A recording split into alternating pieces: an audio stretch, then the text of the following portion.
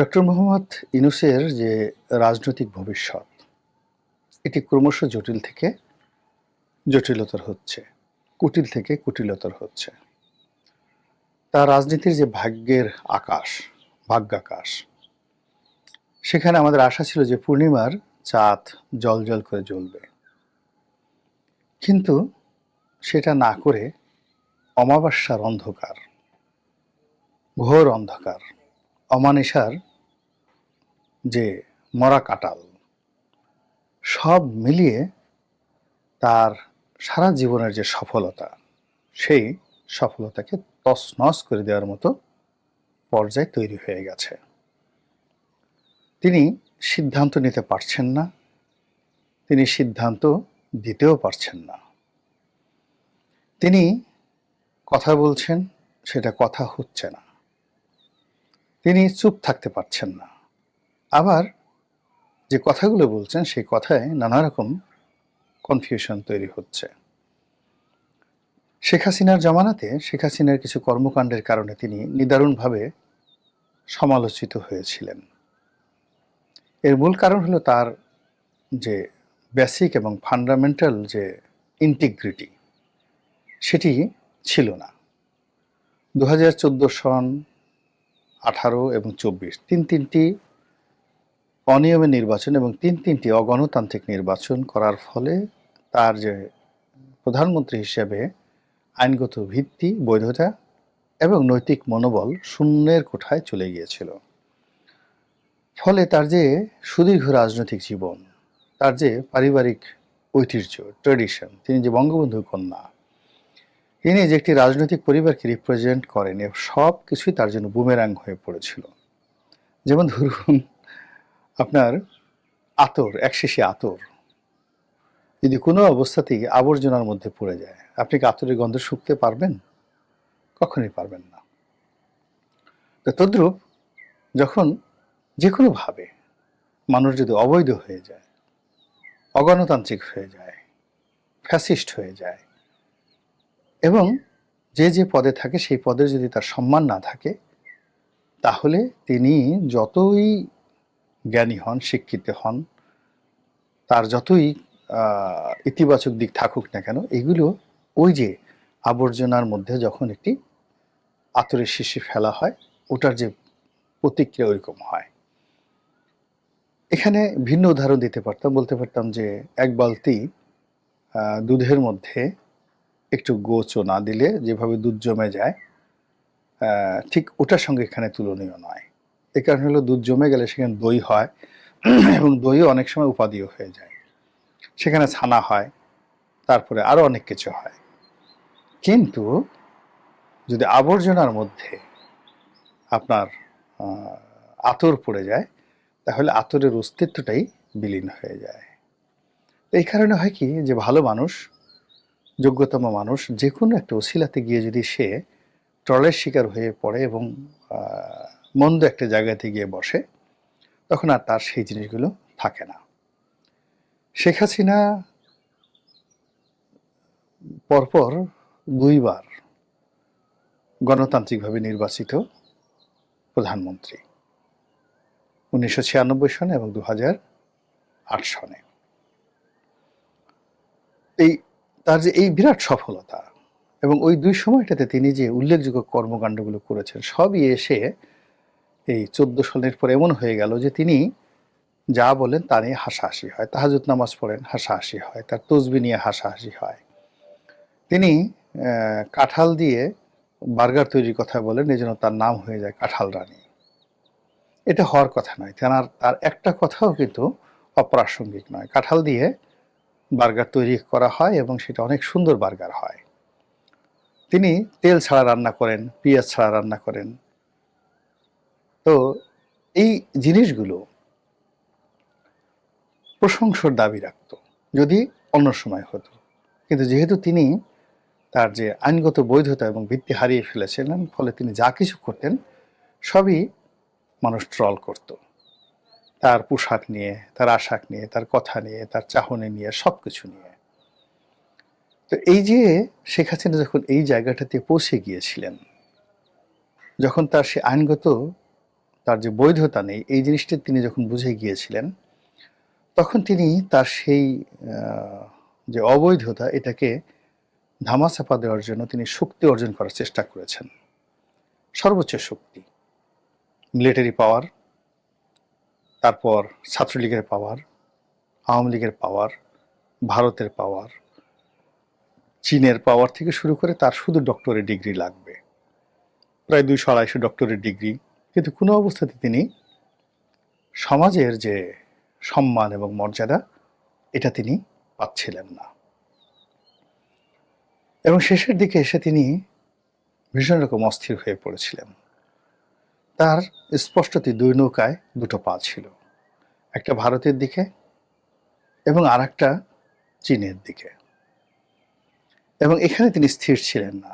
তার মন এবং মস্তিষ্ক এবং হৃদয় পশ্চিমা দুনিয়ায় ঘুরে বেড়াতো, এবং কি করে আমেরিকার সাথে বন্ধুত্ব করা যায়, কি করে রাশিয়ার সাথে বন্ধুত্ব রক্ষা করা যায়, কি করে ফ্রান্সের সাথে বন্ধুত্ব করা যায়, এই বিষয়গুলো নিয়ে তিনি 3 ভাগে বিভক্ত হয়ে পড়েছিলেন। ত্রিবেণী সঙ্গমে তিনি পড়ে গিয়েছিলেন। ফলে কি হলো, তাকে নিয়তির অমোঘ যে টান, সে টানে তাকে সাড়া দিয়ে পতনের দ্বারপ্রান্তে তিনি চলে গিয়েছিলেন। ঠিক একই অবস্থা এখন ডক্টর মোহাম্মদ ইউনূসের ক্ষেত্রেও আমরা দেখতে পাচ্ছি। তিনি প্রথমে সে খুব ভারত বিরোধী কথাবার্তা বললেন। আমরা তো মহা খুশি যে এইবার আমরা একজন যজ্ঞেশ্বরকে পেয়েছি, যিনি কিনা দিল্লির আধিপত্যবাদের বিরুদ্ধে এই প্রথম বাংলার সিংহাসনে বসে কণ্ঠ উঁচু করেছেন। সারা বাংলাদেশ হই হই রই রই করে বলল যে হ্যাঁ, বাপের বেটা হও তো ডক্টর ইউনূসের মতোই হতে হবে। কিন্তু কিছুদিন যেতে না যেতেই তিনি আবার সুর নরম করে ফেললেন। ইন্ডিয়ার সঙ্গে বন্ধুত্ব করার জন্য, সম্পর্ক রক্ষা করার জন্য তিনি তার দ্বারকে অবারিত করলেন। নরেন্দ্র মোদী সঙ্গে বৈঠক করার জন্য তিনি প্রাণান্ত চেষ্টা করলেন। ভারতের সঙ্গে কূটনৈতিক সম্পর্ক স্থাপনের জন্য তিনি জোর তদবির চালালেন। ভারত স্পষ্ট বলে দিল যে একটি নির্বাচিত সরকারের জন্য তারা অপেক্ষা করছে, এই সরকারের সঙ্গে তারা এর চেয়ে বেশি আগাবে না। ভারতীয় ভিসা বন্ধ রয়েছে এবং আরও অনেক কিছু, সীমান্ত বন্ধ। এই অবস্থাতে তিনি চীন যাচ্ছেন চীনের সঙ্গে সম্পর্ক করার জন্য, এবং চীন তাকে লুফে নিয়েছে। শোনা যাচ্ছে যে চীনের প্রেসিডেন্ট তাকে বহন করার জন্য আলাদা বিমান পাঠাবেন। কিন্তু আপনারা জানেন যে নিয়তি যখন মানুষকে ডাকে, তখন সে মানুষ যতই হাত রাখ না কেন, সে কিন্তু কুলকিনারা পায় না। এখন বিভিন্ন কারণে ডক্টর মোহাম্মদ ইউনূসের পায়ের নিচ থেকে মাটি চলে গেছে। এখন চীন তো দূরের কথা, 1000 চীন চেষ্টা করলেও তাকে হেফাজত করতে পারবে না, তাকে রক্ষা করতে পারবে না, কিংবা তার সরকারের জন্য কোনো ইতিবাচক সিদ্ধান্ত দিতে পারবে না। বরং চীনের খপ্পরে পড়ে তিনি যদি কোনো সিদ্ধান্ত চীনের পক্ষে দেন এবং চীনের সঙ্গে যদি একটা চুক্তিতে আসেন, সেটি ভারতের জন্য রীতিমতো একটি জিহাদের কারণ হয়ে দাঁড়াবে, এটা জিদের কারণ হয়ে দাঁড়াবে। তো এই কাজের পাশাপাশি আবার তিনি পশ্চিমাদের সাথেও কিন্তু সম্পর্কটা রক্ষা করার চেষ্টা করছেন। তিনি স্পষ্টত জানেন যে ডোনাল্ড ট্রাম্পের সঙ্গে তার সম্পর্ক ভালো না, ডোনাল্ড ট্রাম্প তাকে ছাড়বেন না। ইতিমধ্যে আপনারা দেখেছেন যে কমলা হ্যারিস এবং হিলারি ক্লিন্টনের যে সিকিউরিটি পাস, সেটি বাদ দেওয়া হয়েছে, বাতিল করা হয়েছে। ডোনাল্ড ট্রাম্প বলেছেন যে না, এই ধরনের মানুষ জাতীয় গুরুত্বপূর্ণ বিষয়ে তারা জানতে পারে না। ফলে যে কোনো সাবেক ভাইস প্রেসিডেন্ট বা সাবেক পররাষ্ট্রমন্ত্রী হিসেবে তাদের যে সিকিউরিটি পাস ছিল সেটি বাতিল করা হয়েছে। ক্লিন্টন ফাউন্ডেশন নিয়ে তদন্ত করা হবে এবং ক্লিন্টন ফাউন্ডেশনে যারা দান করেছেন, টাকা দিয়েছেন, তাদের মধ্যে ডক্টর ইউনূস পড়ে যাবেন। এরপর ডক্টর ইউনূসের গ্রামীণ ব্যাংক, তাদের যে শাখা কর্মকাণ্ড ইউরোপ এবং আমেরিকাতে আছে, এগুলোতেও তদন্ত শুরু হয়ে যাবে, এফবিআই তদন্ত শুরু হয়ে যাবে।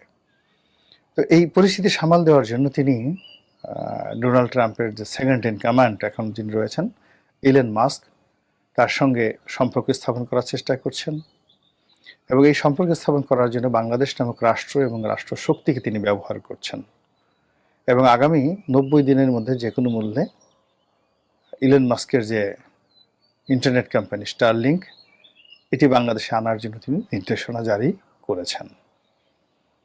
এখানে দেশের কত ক্ষতি হলো, এর দ্বারা এক্সিস্টিং যারা ব্যবসা বাণিজ্য করছেন তাদের কি ক্ষতি হবে, দেশের কি লাভ হবে, তার চাইতে বড় ব্যাপার হলো ডক্টর মোহাম্মদ ইউনূস জিদ করেছেন যে তিনি ডোনাল্ড ট্রাম্পের সঙ্গে সম্পর্ক করবেনই। আবার অন্যদিকে ডোনাল্ড ট্রাম্পের যে বিরোধী পক্ষ যারা ডেমোক্র্যাট, তাদের সঙ্গে তিনি সম্পর্ক অব্যাহত রেখেছেন, তলে তলে সম্পর্ক রেখেছেন, প্রকাশ্যে রেখেছেন। ক্লিন্টন, হিলারি ক্লিন্টন, বাইডেন, কমলা ছাড়াও তার দলের অনেক যারা সিনেটর রয়েছেন তাদের সঙ্গে তিনি সম্পর্ক স্থাপন করে ফেলেছেন এবং এরকম একজন সিনেটরকে তিনি বাংলাদেশে দাওয়াত করে এনেছেন বা তিনি এসেছেন। পরে জানা গেল যে সেই সিনেটর একটি অস্ত্র ব্যবসায়ী কোম্পানির, আমেরিকান আর্মস কোম্পানির তিনি দালাল, লবিস্ট। বাংলাদেশে এসেছেন মূলত সেনাবাহিনীর কাছে এই আমেরিকান অস্ত্র বিক্রি করার জন্য।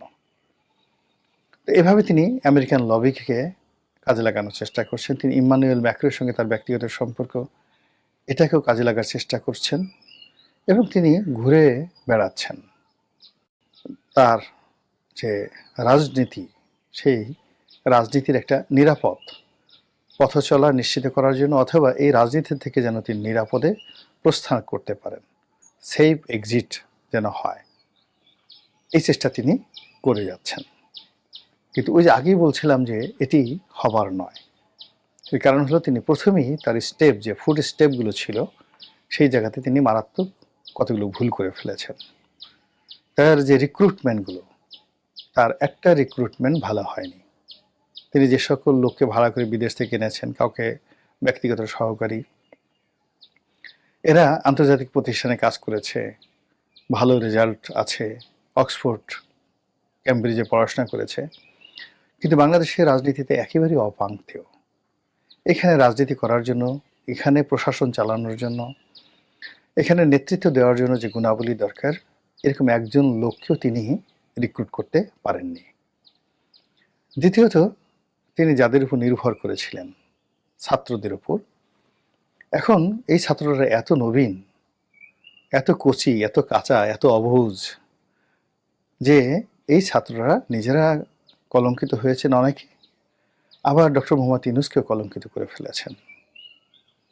তার ক্ষমতার মূল ভিত্তি সেনাবাহিনী এবং সেনাপ্রধান জেনারেল ওয়াকারুজ্জামান তার রাইট হ্যান্ড হওয়ার কথা ছিল, কিন্তু পরিস্থিতি এমন হয়ে গেছে যে সেনাবাহিনীর সঙ্গে তার সম্পর্কটা ভালো যাচ্ছে, কথা আমি বলতে পারবো না।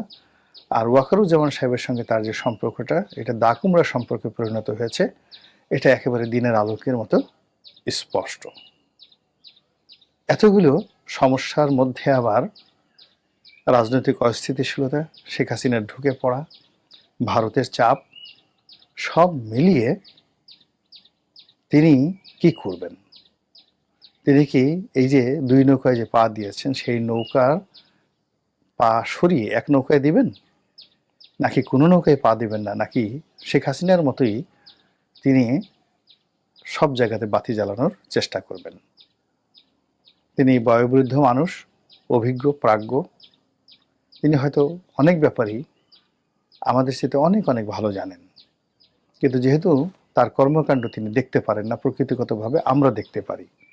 তা আমরা দূর থেকে যে বিষয়গুলো দেখলাম বা দেখছি, সেগুলো নিয়েই বললাম কেবলমাত্র তাকে সতর্ক করার জন্য।